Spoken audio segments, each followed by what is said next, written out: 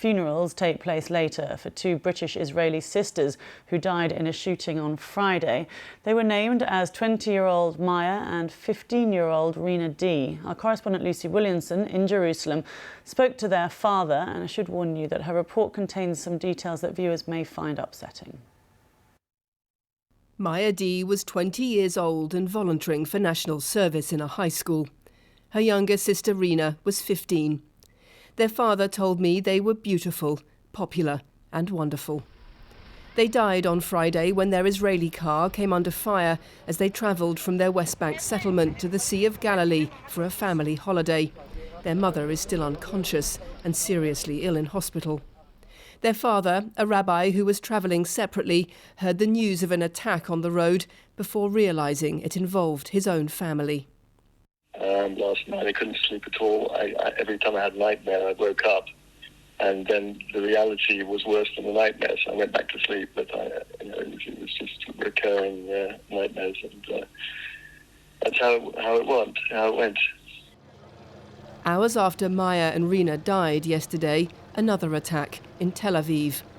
Holiday crowds became targets when a car rammed pedestrians on the busy promenade.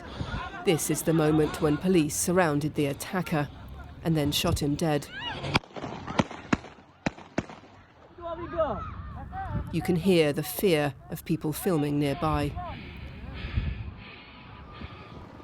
The driver was a 45-year-old man from a nearby town.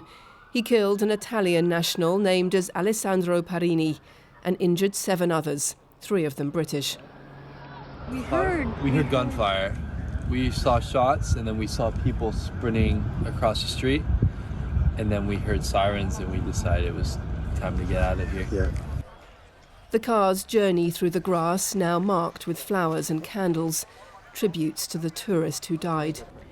This is where the attack happened last night, right on Tel Aviv's promenade. Hours afterwards, you've got locals and tourists already gathering here. On a warm weekend evening, this place would have been packed with people. One of the doctors treating the injured said some had broken bones and one a fractured spine. But an event like this leaves psychological wounds too. I think that nobody is prepared ever for this type of situation. It's impossible, I think, to understand the fact that somebody one day decides to take the life of another person.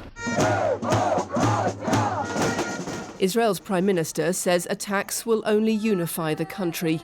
Last night in Tel Aviv, another protest against his divisive judicial reforms stopped for a minute's silence to remember the victims of these latest attacks.